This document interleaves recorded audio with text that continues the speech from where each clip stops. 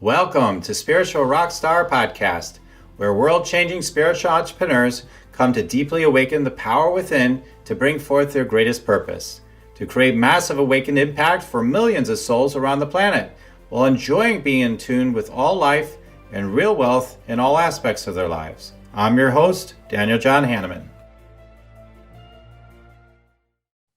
And welcome, everybody. So glad to have you here. Another exciting, amazing broadcast of the Spiritual Rockstar podcast show.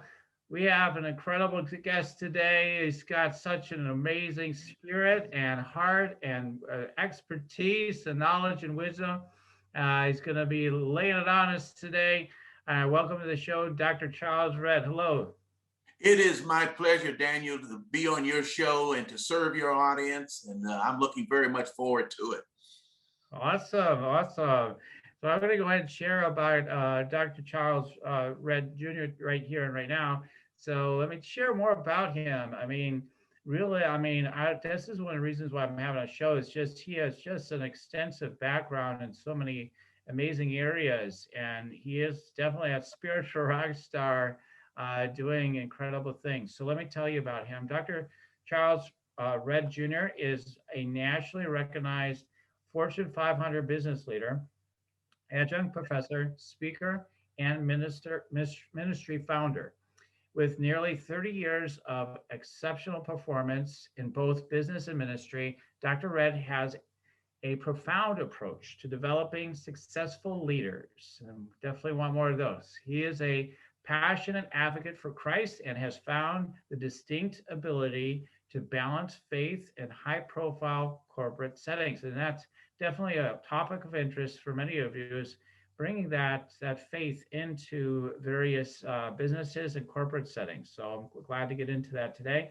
As a leader in $4 billion Fortune 500 companies, Dr. Redd is an innovator business driver whose results are measured not only in the impressive numbers he delivers, but also in the way his teams succeed in the marketplace. Dr. Redd has a substantial track record of taking underperforming teams and rapidly transforming them into top performing teams.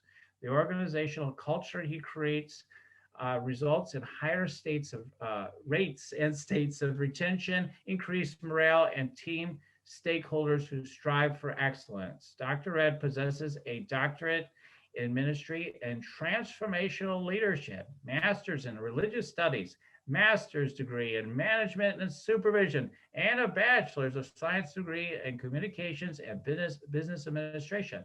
With his expertise in building teams, inspiring excellence, and generating results, Dr. Charles Redd can be an asset to your ministry, business, or leadership team. Okay, great. I'm so excited. I'm skipping over words here and there. Okay, so glad to have you here. Well, thank you again. And, I appreciate the things you said about me, but at the same time, I'm just a plain old humbled young man that's trying to do the best I can. Yeah, amen. Absolutely. Well, what I really wanted to get into today was particularly for our audience is getting into those keys to greater leadership, purpose, and passion. And for those that have teams, maybe a little bit about that as well. But let's talk about you. There's so much to talk about with you. But let's get started with just you sharing a little bit about yourself, which I think will help people understand the power of what you have to share, and tell us about what you do. Absolutely. Thanks, Daniel. When you think about what I do, I kind of picture it as a triangle. I'll go up one side on the left and the other side on the right, and it all comes to a point. So I'll start with the left side of that triangle. And that is, I've been involved in corporate America all of my career. I've had the great pleasure of serving and working for some great organizations such as Coca-Cola, PepsiCo, and presently the Hershey Company. I have performed inside of those Fortune 500 companies most of my time in leading and coaching and encouraging teams, growing teams, and doing all those great things. In addition to, I've had the opportunity to sit across the desk from a buyer representing our company, selling them products. And then thirdly, I've had the opportunity to work with inside of the human resources department in the area of sales and training, helping develop more sales consultative selling skills and giving the ability to do their jobs that much more effective. So that's pretty much it on that side of the triangle. On the right side of that triangle, I have done some things such as a speaker, author, mentor, and life coach. And what I take away from those experiences, particularly when you think about life coach and mentoring, I get the most joy out of helping people get what I call unstuck. Unstuck in life. I just simply believe, Daniel, that everyone on this earth has something of value to offer. And not necessarily, they may not understand it, but my job and others is to help them look within inside themselves and to uncover the opportunities and the possibilities and to dream out loud. So I ask them some very powerful questions, get them to see themselves in a better light, get them to set goals for themselves and ride alongside of them, enjoying it with them, holding them accountable, encourage them along the way. So I get a lot of joy out of helping people get unstuck. I have some clients that I mentor along the lines of their career and how they can advance their career. And I wrote a book last year called Don't Stop Now. And it's really about a book about no matter where you're at on life's journey, never give up on your dreams. Continue to press all the way. You are special. There's something uniquely that God has given you, and it's time to let the world see it and live a life of significance and leave a legacy for generations to follow. That's the key. So that's the sum of me, and those two sides, the left side and the right side of that triangle, coming to a point. And when it's all said and done, my passion is to help people uncover their purpose and their passion for life. That's really the beauty about it. And I'm enjoying it because you know what, Daniel, during this time, during the pandemic, during this particular time, people have had a chance to reflect and look within inside. And you know, they're making notes and they're deciding, making changes. And on the other side of this, things are going to be better because they've taken the time to meditate and to think about, why am I here? So many people didn't make it. They've gone on. But there's a reason why you and I are here. And we are to go about doing the business of what we're called to do in life. Absolutely.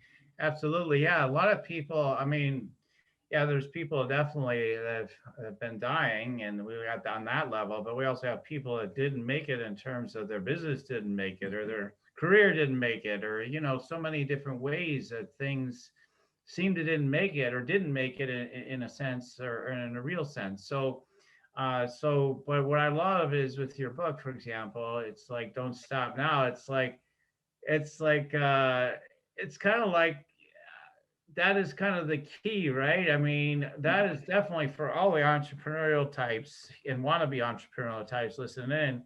They probably heard it so many times, but I think it still needs to be so emphasized. There's been, you know, two major times when I've been an entrepreneur where I went through a lot of struggle and strife and a lot of stuckness. And the first time I never really considered stopping. I was just like, no matter what, this is happening. Yeah. That was the first round. The second round wasn't that long ago. And it was just that I was just feeling so not clear on what's next. You know, I was like, what's next for me? I don't get it. I know it's something incredible that made me even think to myself, which is crazy for people that know me, like, maybe I should get a job. Maybe I should be doing something else like that. So, I mean, if it could happen to me, it could happen to anyone, you know? And so, you know, you get that idea. Maybe I should just stop. Maybe there's something else for me to do. I don't get it. What's next? What's next? So when people are in that space, because I think that's where a lot of our audience gets stuck, they're entrepreneurial types, there's coaches, trainers, healers, these sorts of people in general, spiritual entrepreneurs. They get to a place where they're just like, I know I'm supposed to be growing in doing my work in the world, or but I don't know what's next. It makes me feel like I just want to give up sometimes. What wisdom could you have for people that are in that space to help them to maybe get more clarity more quickly, or to perhaps just realize, hey, it's going to come to you, you know, hang in there, or whatever you would have to share with them? Well, there's a lot I could say. I'll start with this. You know, it starts with your passion, something that you're really good about doing. People have said to you, you do that well. You know that you have just an attraction to certain things that you do well. And that's the beginning part, because when I think about folks who have found their passion and have given it the time and have invested in it, they open up ways where they can continue to grow. And then at some point, it opens up doors for other opportunities for them to pursue. Give you an example. So the athlete, let's take the basketball player. Well, in their following their passion, they're practicing every day, they're shooting baskets every day, they're running, they're eating properly, they're getting themselves in a place where they're noticed by the professional scouts. They eventually continue to hone in on the skills and develop more skills, and they may make it to the professional ranks and make millions of dollars. And so they are successful. But what we see in a lot of them is that they open up other opportunities, other doors open up where they're able to affect that much more of the community. They're able to even reach back in some of the dreams that they had previously, and they're able to get those to go because they're able to be in position to do that. So I say to people, start where your passion is and give it the time, and realize that even given the time and your passion, there are going to be peaks and valleys. There are going to be some failing along the way. But just like John Maxwell wrote in his book called Failing Forward, it's about learning and living versus living and learning. And you know, there's a difference between the two. When you learn and live, you understand your passion and you recognize people that have like-minded passions such as you, and you reach out to those folks and you ask them powerful questions to get more insights so that you can learn. And as a result of that, you become wiser. You become more enthusiastic about what you're doing, because you would have touched someone or would have heard someone who's been there doing that, that will give you something. And so that's the learning and living aspect of it. Even though you may have failed, you didn't throw in the towel, you simply became wiser. On the other side of that, if you're just living and learning, then you're going to have your bumps and bruises along the way and mistakes, and you may just very well throw in the towel and become paralyzed and become a couch potato and never do anything. But you have to stay true to what it is that you do. You've heard the expression, being a jack of all trades and a master of none. So what I'm asking you to do is to consider what it is that you can be a master of, and give it that energy and sell out to it, and not give up on all of the other things that you desire to do and to have an impact in your community and the world. But at least that one vehicle gets you to the place where you financially can do it, where you can be empowered to employ people, to affect communities, and be that much more far reaching to make a difference and to live a life of significance while leaving a legacy for generations to follow. Right. Yeah. And I knew that word was coming. I could feel it. That word legacy, right? And Yes. legacy. Now, a lot of people talk about, you want to, live your legacy. You want to leave a legacy. I love, part of my mind has always understood that, but part of me has always kind of wondered, like, what does that really mean? So I'd love for you to talk about that, because that seems to be important in your work. So what does it mean to, live your legacy, leave a legacy? What is that really? Well, that's a good point there. And one of the analogies that I can think of is like the recording artist. The recording artists, they make music, and we are laughing to the music. We're dancing with the music. We're reminiscing about the music. And many of them perhaps have gone on, but guess what? The music continues to play, and it continues to have the same effect on us as when we first heard it. And that's what it is about a legacy. The dream, the life continues to have a root and takes place and continues to go on, whether we're here or we're not. And so what it is of significance that we can deposit gives us the ability to leave that legacy that continues on. And the beauty about it is that you will leave a piece of yourself in your offsprings, in your community. And the thing is that we're learning and growing, and then we're sharing and we're giving. And as a result of it, it continues on. So you're making a deposit in me. I'm making a deposit in you. And I will repeat some of the things that I've learned from you. And I will share some of those things. And that message will continue to grow and grow and grow. After all, we're like a brand. I work for the Hershey Company. That's a brand, been around 126 years. Well, you and I, we represent a brand. And when people think of us, what comes to mind? And so we're pouring in that particular thing that is making the difference, and people are grabbing hold of it, and it just continues and continues and continues to go. That's a wonderful thing. And we're doing it whether we know it or not, whether it's good, whether it's bad or indifferent. We are planting seeds, and those seeds are taking birth, and we're seeing the manifestation of them as we speak. Wow. Yeah, that's so true. That's so true. I think about my father, what kind of legacy did he leave? What seeds did he leave with me? Be basically, I mean, be steadfast, be committed to what really matters to you. Just in a number of just simple things, Mhm.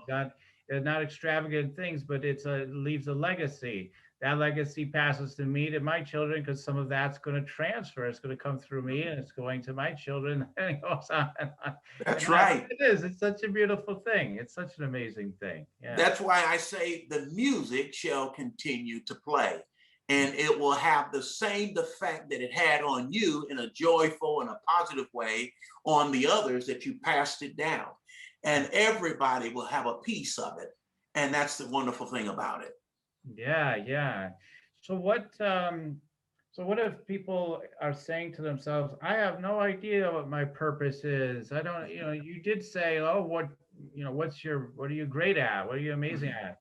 I find a lot of people undersell or underappreciate, right, what they're great at, or don't even see it. It's so natural to them that it's almost invisible to them sometimes.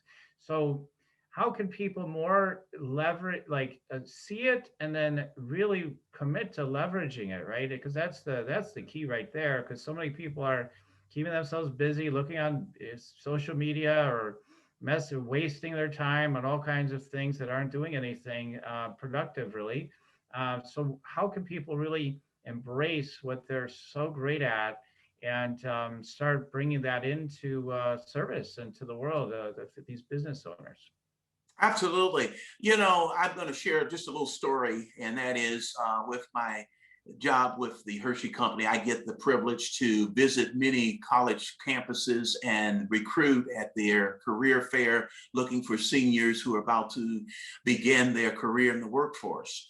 And doing this career fair, there's hundreds of students coming by, and sometimes they stop by our booth, and we get to talking, and they're still trying to figure out what it is they want to do. Haven't been a student for 4 years and haven't quite figured out, weighing their options, as they would say. Mhm. And every now and then I would step from behind that booth, and I would step to the side and says, let me help you, because this may make a difference in what you're trying to do and accomplish after graduating. And I would say to them, I would say that if every profession, whether it's a fireman, a doctor, a lawyer, a teacher, whatever it might be, if every single one of those professions only paid $10 an hour, that's all they're going to pay. And I said, well, which one would you gravitate to? And they would pause, and they would think, and they would pick one.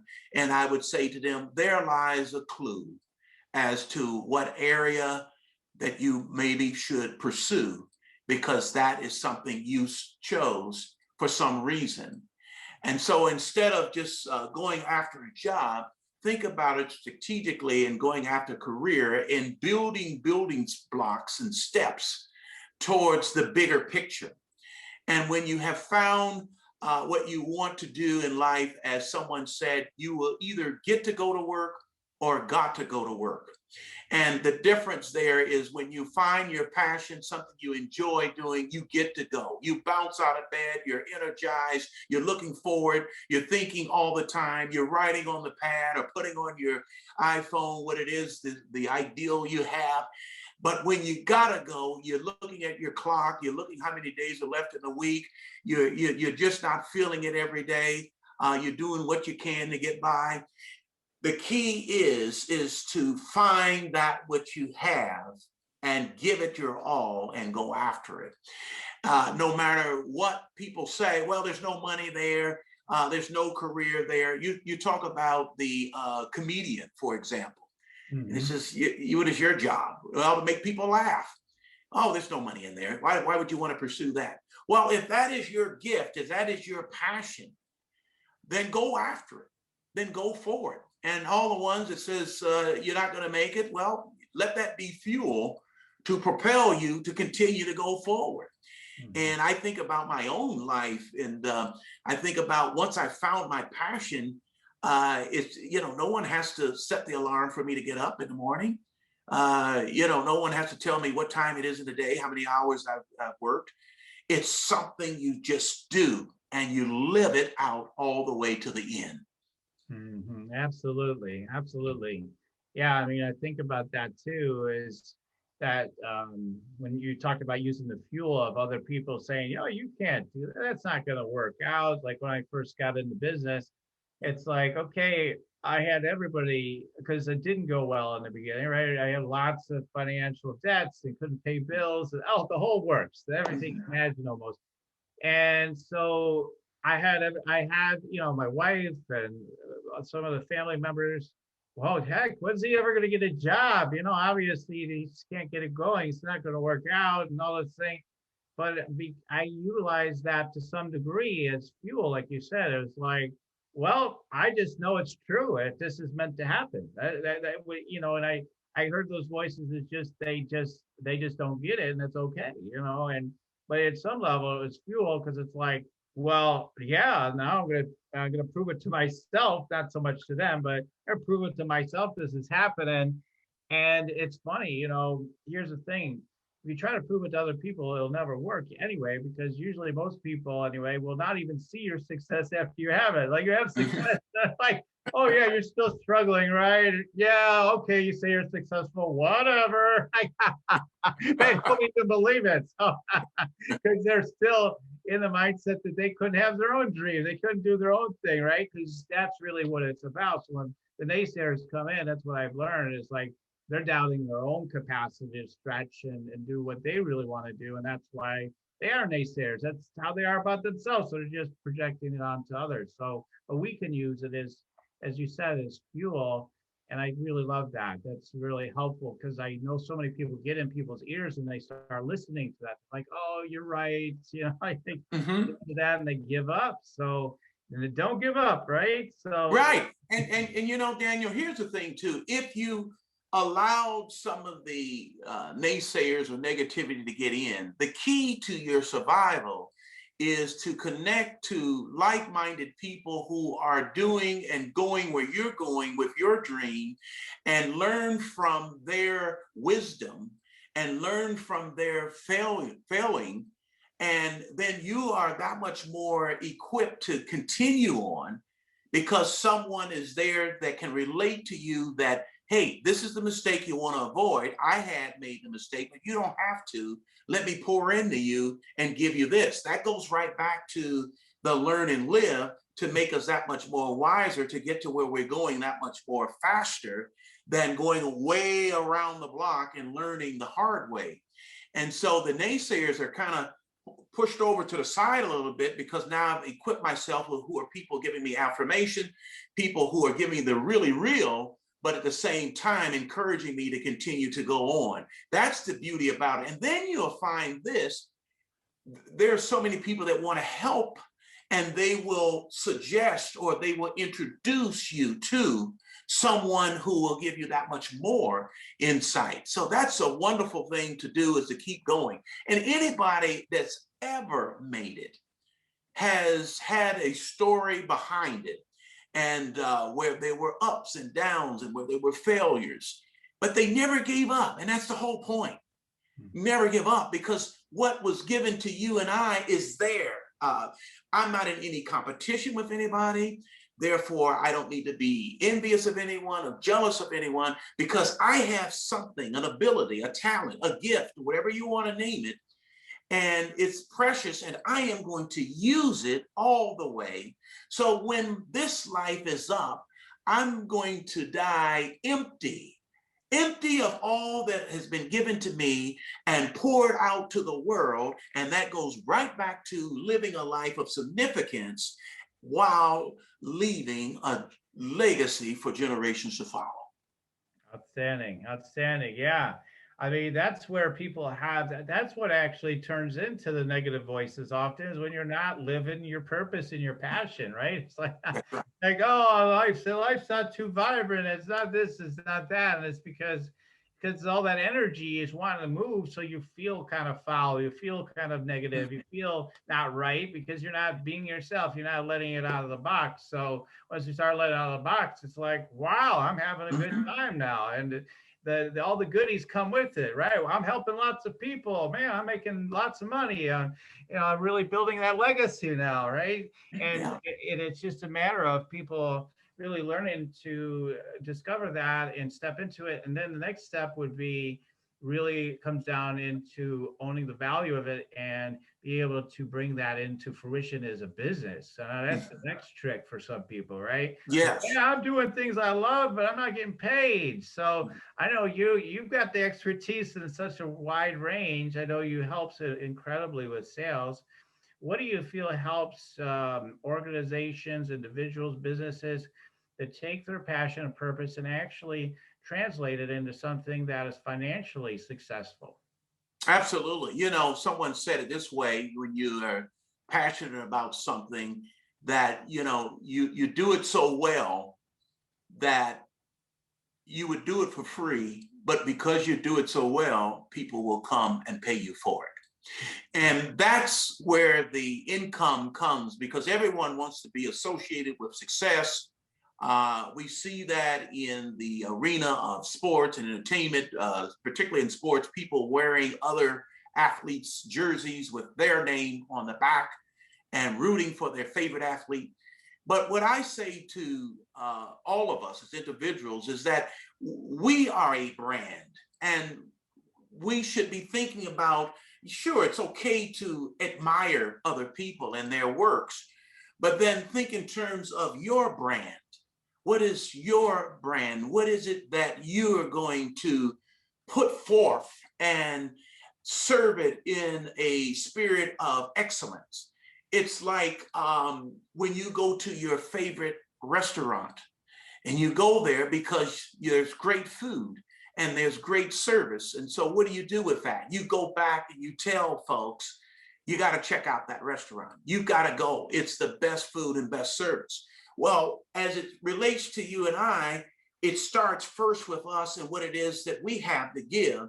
And we must provide the best service possible. And every encounter that we have, we want it to be said that you've got to check out that restaurant because they have great food and great service. And what happens is our name and our brand and our reputation goes before us.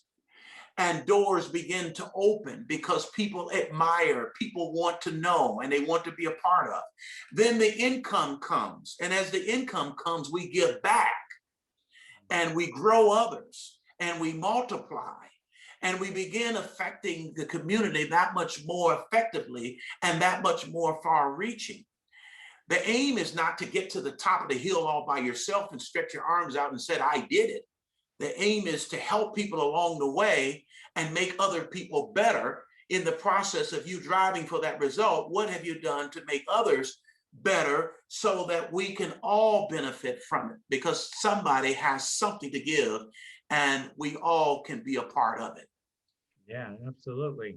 Absolutely. They just have to own that. You have in my crowd, they have to own the value of what they're doing. So they actually will charge what they need to charge, et cetera, as coaches and healers and trainers and all that sort of Yes. stuff. Or even some of the spiritual entrepreneurs who realize they have something worthwhile that's worthwhile for people to be investing in. And then to you do. There's other components, and that comes down to even if it's by word of mouth. I mean, that's magic right there, right? That's what you Mhm. want. But you also have the marketing, you have the sales and everything. And I think that developing the brand, yeah, absolutely. Number one is that are you pouring yourself into your work, and it's your work. That's the brand. I mean, that's it.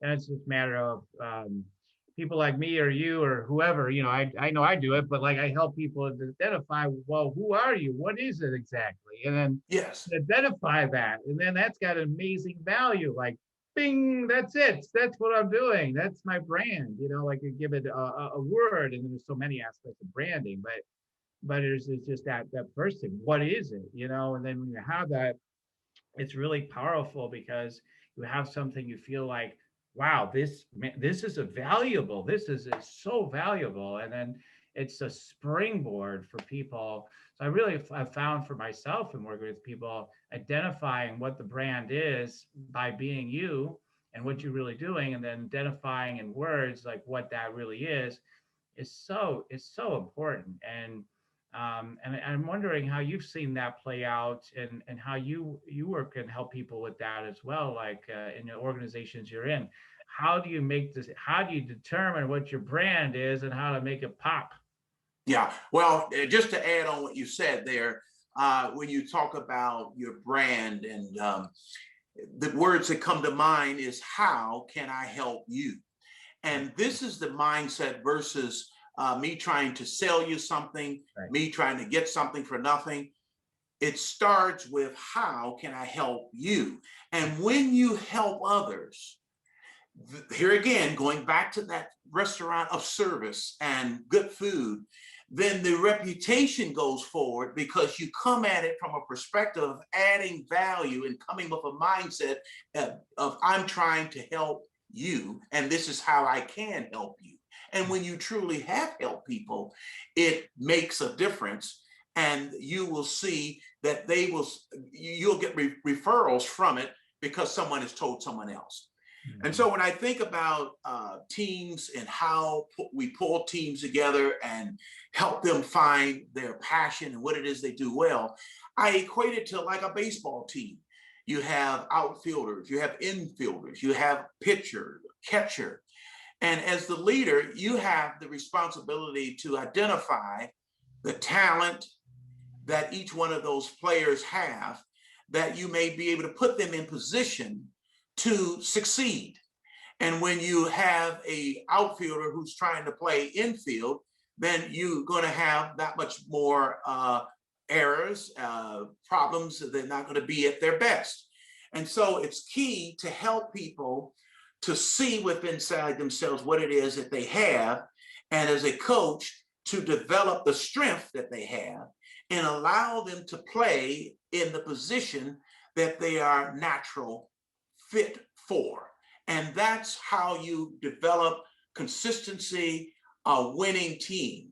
Someone said the quote that, players, they win games, but it's team that wins championships. So you are developing your team by being able to interview them, identify strengths, put them into place, keep them moving into the direction of the common goal, championship, or whatever the goal may be. But the fact is that when we focus, we win.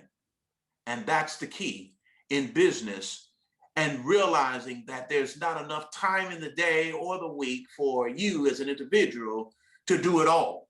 So you must be able to feel safe in your skin, that you can relinquish some of the responsibilities and trust your instincts and the people to do their very best when they're given the chance to take their very best, to apply their best in what it is that you are trying to get done as the overall goal for the company or the individual. Absolutely, absolutely. I mean, I run into that all the time with the work I do. I know too. There's things that come up, and I'm like, well, I could do that, but I shouldn't. It's like, okay, I could spend the next half hour working on this, or I could have my assistant do it. Like, okay, assistant, you're here for this purpose. Even if she can't do 100% of it, maybe she can do 80 or 90% of it, right? So it's like, give it to her. She's perfectly capable, maybe even more capable of me in these aspects. Take care of it. It's your strength. Get it organized. Help me out here. And then I can just, either say, yes, hey, it's already done. I don't even need to do anything. Or I can just put a little bit of energy into it now just to complete it and move it on. So we need that help. I do hear a lot of people are trying to build these big things, and they just are lack mentality. They don't think like, I can hire somebody. I can hire even one person sometimes. You got to be willing to hire people so that you have that team to reach to and say, okay, that is not my passion. It's not my strength.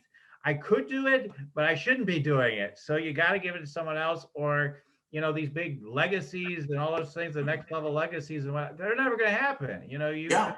Legacy is going to happen where you are working, like you said, with a team, and everybody is working more towards their optimal, state of their strengths and what their wheelhouse is, right? So that's what it's all about. Everybody actualizing their full gifts and potential. Absolutely. And the thing about it, Daniel, there are resources for the small businesses or what have you. You can reach on the college campuses for those students, and they're looking for internships. And they're not necessarily all paid internships, but you're gaining some smart kids that are coming into your business that are studying that aspect of the business, and they want to gain from you, and then you're gaining from them. And so when you add the two together, you've got a team of people who are like-minded. One is trying to continue to learn and grow. The other is established, pouring into that other person. So it's a good exchange, and certainly a resource where you can find some good help. Yeah. Now you're known in my, just from your bio and just my sense of you, is you're known from taking teams that are underperforming and taking them to being top performing. And I'm sure the way you do that in part is by employing everything we've been talking about, right? Absolutely. People in the right positions and whatnot, and utilizing their strengths. So tell us if there are some additional keys you've seen, because it's like a magic you're bringing, it almost seems like, to people on the outside. I'm sure, like, how'd you do that? Oh my God. Even the people that you go in to help are probably like, oh, we don't know if this is going to work, right? So how do you take organizations and teams and take them to a whole next level, things that you haven't shared so far as kind of your special sauce? So you can share a little bit about it anyway. Yeah. Yeah, well, a simple coaching approach we use that helps people develop their skills. We call it tell, show, do, review. And so you tell and you show. You have to lead from the front, and you allow them to do and experience, and you review and you make the adjustments, and then you let them go forward. And so that's the whole key, is this process. Now, the thing about it is that you are developing other leaders. For example, we hear the expression, train the trainer. So I'm a trainee to become a trainer. In the church community, I'm a disciple to become a discipler. And so in my world, in the business, I'm pouring into you to become a leader. So you see on the football teams, they have captains. You're the captain of the special team. You're the captain of the offense. You're the captain of the defense. These are leaders on the playing field. And the coach has empowered them by tell, show, do, review. They go into the film room. They understand the opponents. They practice it. They talk about the strategies. And the coaches allow them to actually be the floor generals on the field. So the micromanagement doesn't work, because when you're trying to be in control of everything, it just does not allow the team to be creative. Now, in the beginning of building an underperforming team, the goals are set. They're very clear. It's like Vince Lombardi, one of the greatest coaches in football. He says, look, this is just a football. We're going to keep it simple. So you keep it simple, and the expectation is that everyone runs the plays, right? But then it gets to a point where after you've established the foundation and everyone running the plays, then here comes the creativity. Here comes, coach, what about if we add this? And what about if we did that? Now the team is growing and becoming not only a playoff team, but a championship team. And so it starts with the foundation of how to play the game, what plays to run to be successful. You think about the young quarterbacks who take over the offense, and the coach says, well, every play you look to the sideline and we'll relay a play that we want you to run. Well, when they get to the point where they really are good at it, the quarterback looks on the opposite side of the line of scrimmage, and he sees something that's not in alignment with the play that they're about to run and the defense that's against that play. And so what happens? He has the ability or been given the authority to call an audible. And he changes the play right there without the coach. Okay, but he's been given that authority. He runs the play and it's successful. And the fact is that he saw something. And so you get to your teams to the point where they're able to call an audible. But you definitely wouldn't do that in the beginning, because then you would just have chaos, everybody doing their own little thing. It's called audibles all over the place. I love that. So that's great. So yeah, I love that because it feels very bottom line, brass tacks to get started, right? These are the main things. Boom, boom, boom, boom, boom. Get everybody honed in on the main things. Just keep it simple, right? And then from there, then we have the opportunity. We got a strong foundation. Wow, there's a lot of possibilities, other possibilities. Now we've got the foundation set. Now we go this way, that way, the other way. I think that's a strong also way to build any business. You know, just even a business, not only team building, but like we have to get the foundation, the basics, because my people are really creative. They're like, oh, let's go do one of these, one of those, and run over here, and run over there. And it's like audible. It's like, let's get the foundation clean and clear. And I think sometimes they think like, oh my God, it sounds like a job. Well, yeah, but it's, you know, you need to bring a purpose and passion to it. They won't feel like a job. It'll just be your bliss. So you need to just get in there and just say, these are the basic things. And then that's the thing, is when we get that foundation set, then that's where you can call those audibles as a business owner too. Oh, let's try one of those now. Let's try one of these. So I think that's brilliant. I think that's so key. Yeah, because, I think about, football, and I think about the defensive coordinators who pull together a defensive scheme to stop teams. And they get really good at it, and they become known that, look, how are we going to penetrate this defense? This is something that's just remarkable.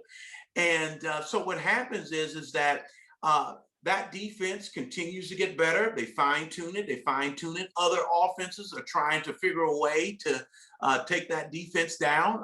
But at the same time, you've been established as known for a powerful defense. So what is it that you're going to have that's going to be known for, that does great, that is your reputation, that people come to know you by?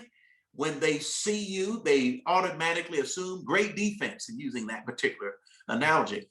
So that's where it begins, and then you add on to it. Yeah, that's awesome. That's awesome. And so one of the things I wanted to make sure we talked about today is you talk about faith in the workplace. Now, our listeners are all different denominations and faiths and beliefs, and or maybe have no. They say I have no beliefs. I'm just spiritual. So we have people of all different backgrounds. But I know that there's so many people that I come across that come to work with me, and they want to go into corporate. They want to go into businesses and help, and they're very spiritual in their nature and the way they want to work with people in the workplace. And I find, sometimes they're very timid about it, and they tend to want to say, well, maybe we can sneak it in there later or whatever. So I was wondering if you could share some of the keys of bringing spirituality, faith into the workplace, whether you bring it in a package of your services, or want to bring more of it into your existing business with your team or what have you. What are some of the keys to not being so worried about that? Is there a way, some keys to approaching this successfully? Yeah, a few words come to mind, and one, it starts with character, and that's who we are, and integrity. That's another key word.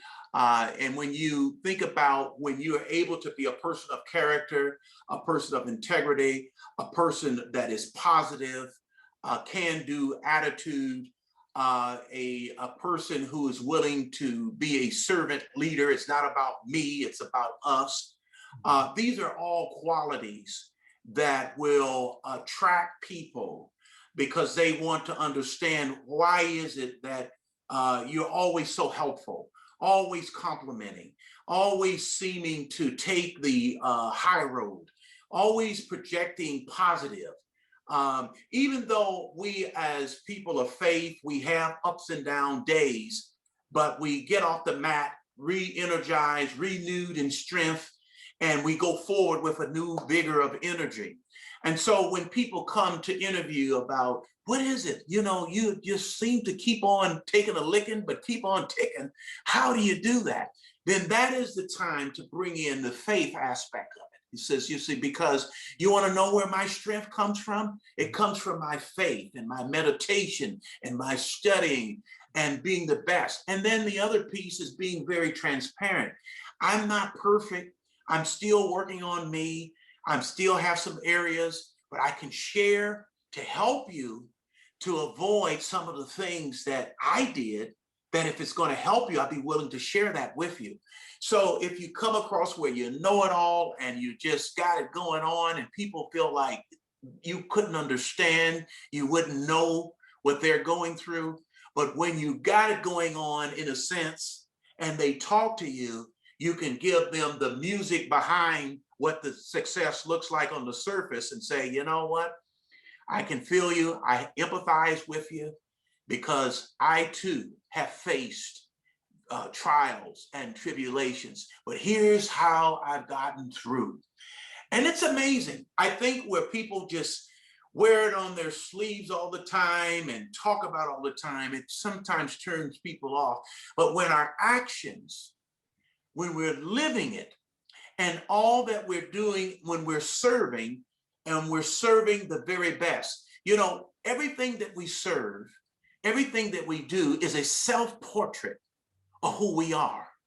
So that when I'm serving you up a great meal and you are taking it in and it is delicious, it makes me feel good that you like what I've given you, and you feel good because you feel valued. You feel like they gave it their best, and wow, it is something good. And I want to be like them.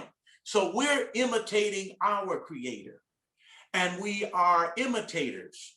And when we imitate, and when people want what we have, they too have an opportunity to be imitators. And then we begin to affect the community and the place where we are, because this light that we project, we are able to shine before the world, and they want to understand what is it that's drawing me to you or drawing me away. And for those people that may be difficult, or those people who don't really like you or I, then we simply are going to just love the hell out of them. Right. We're not going to put them down. We're just going to shower them with love. Yes, yes. That's the secret, I think. Amen. Well, that's one secret. Absolutely. There's many different ways to approach it, I suppose. But I love that you've mentioned that many times today, and that is massively a key to all real success, I guess, true success, whatever you want to call it. But it is the servant leader you mentioned, for example, mm-hmm. that term. Mm-hmm. And that's how I look at it. When I go to talk to somebody, whatever I'm doing, if I'm in the right space, sometimes, hey, I've had slippage along the years, here, sure. I'm not in the right space for whatever reason. But like when I'm in the right space, it is nothing. And I teach this in sales, is like, it's just about loving the person. It's just mm-hmm. about being of service. The rest takes care of itself. or maybe they are not going to work with you. That's okay. But either way, they will walk away transformed at some level. Some level, they will not be the same after they've encountered you, like with that mentality. And that's what matters. And the rest takes care of itself. So I totally, 100%. I mean, I think a lot of times, yeah, you're right. There's that part, even if it's subtle, like, oh, I'm trying to get something, I want to give, but I want to get, and I'm really worried about getting. So they get really caught up in the getting. And then it's like, well, I didn't get. And it's like, because that stickiness got in the way. If you had just brought your full self into a full heart, full commitment, full passion and purpose, it's irresistible. People want it, whether Absolutely. make an offer or not. Sometimes, they just want in. And I have found, Daniel, sometimes you give and you may give to that person and don't expect anything back from that person necessarily. Yeah. But what happens is the gift comes in many forms and from many areas, and maybe somebody altogether you didn't even know. They give you a break, they give you business, they give you an opportunity, they give you a tip, whatever it might be. So I don't get upset with people who I give and then they don't give back. I just keep giving because at some point, somewhere, I'm receiving from so many different areas. And so I don't hold any grudges. I just continue to give. That's amazing. That's a spiritual rock star right there. Just keep giving. It doesn't Keep matter. giving. Yeah, and it's so true. It's like as you keep, that is a practice of mine as well. It's like if people are upset, if people saying this, saying that, I just love them. I'm not perfect. I might going to have some judgments along the way, but I try to get through that really quick. I go, okay, no, love them. They're human just like me. Okay, we all make mistakes. It's okay. But people say, hey, listen, we told you this and that. Didn't you get the memo? I'm like, I'm reading the memo. It doesn't say what you just said. Like, okay, I love you anyway. It doesn't matter. It'd be great if you could communicate better in the future. And if there's something I can do better, I'll do that as well. But so it's just a matter of and I always say we're better off too. We're always better off to take 100% responsibility for what's unfolding in our lives. Really, it's freeing. A lot of people think that that's the opposite of freeing. And it's so freeing because you start to realize, oh, maybe somehow I brought this into fruition into my life somehow, some way. How can I shift that? How can I be a better service? Yeah, I mean, a lot of times when we make mistakes or what have you, we like to blame or point the finger somewhere else. And someone said that one finger that's pointing forward, that thumb is pointing back. And the words "I'm sorry" or "please forgive me" goes a long way. And I have found that when we just say, "Look, I'm sorry. I take full responsibility of it. And how can we fix this?" People have that much more respect for you than to continue to cast. If you hadn't have said this, if you hadn't have done that, we wouldn't be here. Right. Or if I hurt your feeling. Now, the fact that you say if I hurt your feeling versus I'm sorry I did hurt, because obviously you felt I did. So it's not an if, it is, and you move on. So these are things that we learn in life. There's things, there's some bumps and bruises along the way. But at the end of the day, are we making some progress? Are we making the difference in somebody's life that they see as really being real and transparent and humble? That's so important. And I'm learning every day. We all are. And, it's just one day at a time. Absolutely. Absolutely. And so it is. Amen. And Dr. Charles Red, what would you like to share with people as far as if people like to, as we're starting to wrap up here, if people would like to reach out to you and talk more with you about your just in general, or about your coaching, or they want to learn about your books, etc. How are those different ways of being in connection with you? Well, definitely you come to my website, www.drdrcharlesred.com. That's where you can find some information.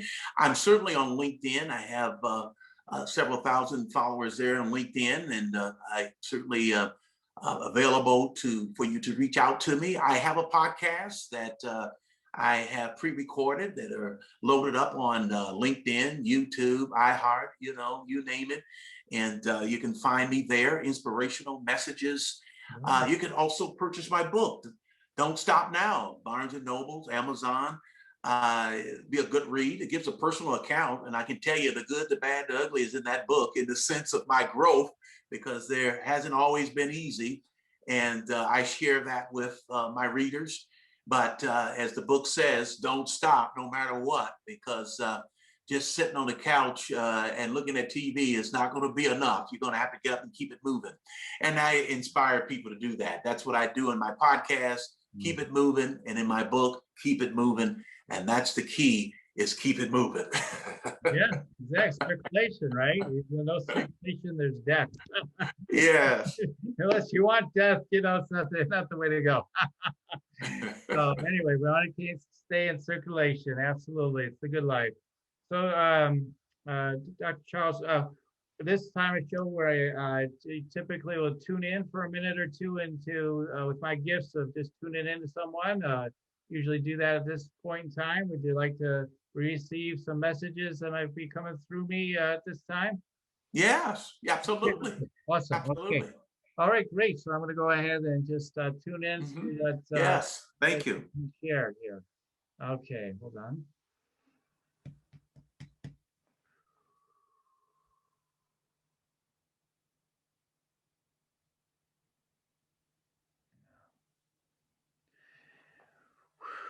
Yeah, so I'm just getting I don't know why I keep hearing Barnes. Is your book at Barnes and Noble at all? I'm hearing Barnes and Noble for some reason. Yes, Barnes and Nobles. Yes, it is. Yeah, okay, all right. Yeah. That I don't know if you just said that actually. Yeah, Barnes and Nobles. Barnes and Noble, Barnes and Noble. So I'm getting that. So what I'm getting,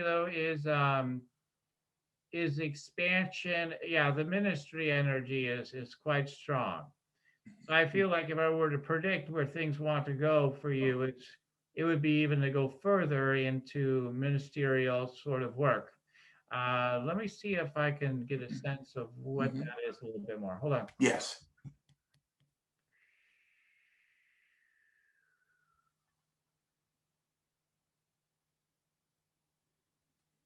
It kind of seems like you're continuing to be a ministering to other ministers. So in other words, so it's probably similar to what you're doing right now on one level, but you're connecting, you're connecting with many ministries that are helping the world, right? So you're ministering to them, and you have a team that also helps to minister to these ministries. And then you also have your own audience that you're ministering to as well. And I just feel like that expanding, and part of that expansion just naturally happens through all these ministries that you're helping. So that's a vision I'm getting. It's pretty cool. Yeah. Yeah. Does that sound awesome? Sound like someone's been percolating for you? Absolutely. This pandemic season that we're going through, and it's taken me to reach out to people such as yourself and others across the country. And I have met some amazing people like you and others, and sharing like-mindedness. And it's opening up doors where I'm able to add some value and be a blessing to other people. And what I am interested in continuing doing is, like the connection here and others, is that continue to pour in and not expecting anything from you in terms of any monetary, but pour in. And what happens is you get stronger, you go forth, and people you meet, just like that restaurant analogy, you got to check out Dr. Charles. And then I receive people coming from that, but I'm continuously pouring into you. So there's a list of people that are growing on my list of where we've connected, and now I'm giving, and they'll be part of the instrument in going forth and sharing. Check that restaurant out, even though they get their meals free in a sense. I see. Yes. Okay. Great. Let me see if I get If there's another message or two. Yes.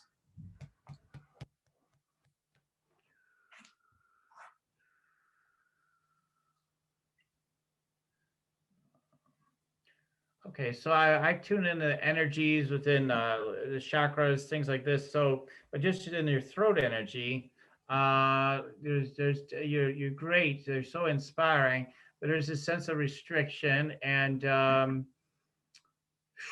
hold on.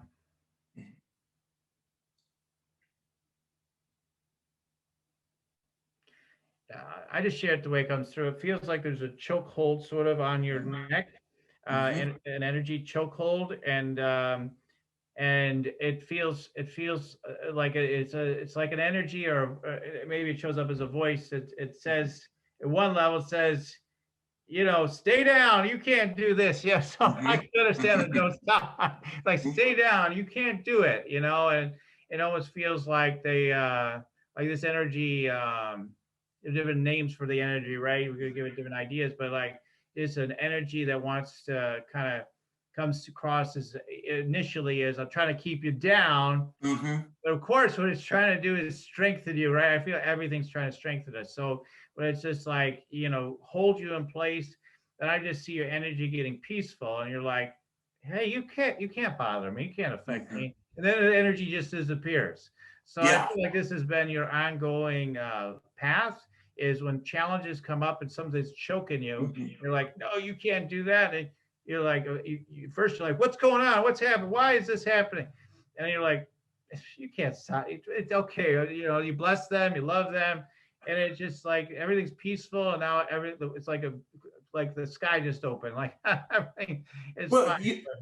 Daniel, I'll share with you earlier today, I was just feel kind of drained, and I couldn't explain. I couldn't focus. Like I've got things to do. It was like a fog. And I said, man, what is this? And I laid down before I came on with you just for a few minutes, and got up and I drank me a Diet Coke to kind of get some caffeine a little bit. But I felt that presence of, okay, you can't do this, or you don't feel like it, or you're drained. And then as we got to talking and going through, a lift, freedom, if I may use that word, and to go forth with the word that I had to share with you and your audience, the people that will hear it. So I truly believe there is something in the works in terms of breakthroughs, and there's the intimidating factors trying to push back, but then the power that's pushing me forward is greater than the power that's trying to keep me back. That's what I feel. Yeah, absolutely. And I love that you share that. I've told people are like, well, I don't feel comfortable to do this or that. Or it says, get over it. It's like, I'm too tired or whatever, right? Get over it. Because it's like at one level, it's because, you're always going to have those feelings come up, at least in my experience. There's few days that come by where man, I'm walking on air all day. I'm totally strong in my energy, 1,000% every single moment of the day. That's maybe 10 or 20% of the days. The other days, there's moments and times when I have fear, or I have maybe some fatigue coming in, or whatever. It comes eventually at some point in the day, right? And it's like, you even get that feeling, like you said, I don't even want to do it. I don't even want to do my next session with my client or whatever. Then when you go to do it, you're like, oh my God, that was the best session. Right. Such a great session. Like, I'm so glad I did this session for my client today. It went great. It went so well. I'm so happy. And it's just that sense of resistance to just saying yes to these great opportunities. And it always has a sense of, oh, you shouldn't, it's no good, and doubt or whatever. I'm tired, or whatever. So you lift it up again. So I love you were willing to share that, because I think it's so important for people to hear from leaders, that like, hey, we feel those things too. We just step up, and then the energy comes in, and well.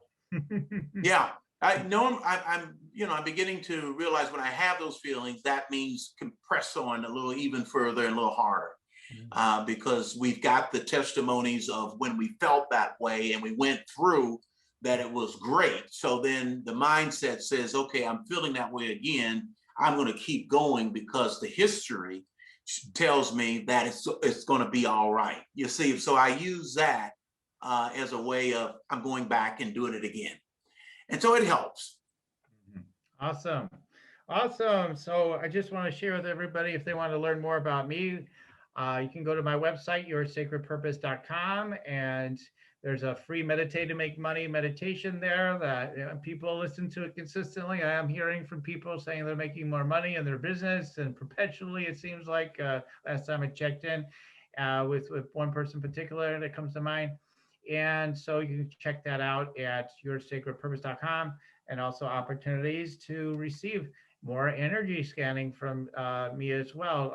If you were interested in receiving some of this awesome tuning in stuff that I do and dialing in some specifics for you as well. So yoursacredpurpose.com. And so, Dr. Charles Redd, we're going to go ahead and give you the last words, so to speak. Any last words or thoughts to share with the audience? Well, you know, it's been a pleasure to serve and to share on your show here, Daniel. I'm much appreciative. My words to everyone, like Winston Churchill said, never, ever, ever give up. Yes, never give up. That's always been one of my favorites. Absolutely. So I'm so grateful for all you shared. You've got incredible energy and wisdom and inspiration for all of us. Dr. Charles Redd, I'm just so honored and grateful. So thank you for being on the show today. And I want to thank everybody for listening in. And as always, keep on tuning in. We'll keep on rocking it here at Spiritual Rockstar Podcast. Goodbye until the next time. For listening to Spiritual Rockstar Podcast, stay tuned for our next upcoming new episodes each Wednesday and Saturday. Please be sure to subscribe, rate, and review to help us to serve you best. As a reminder, you can get your free Meditate and Make Money meditation at www.yoursacredpurpose.com to rock your sacred purpose. Goodbye for now, everybody.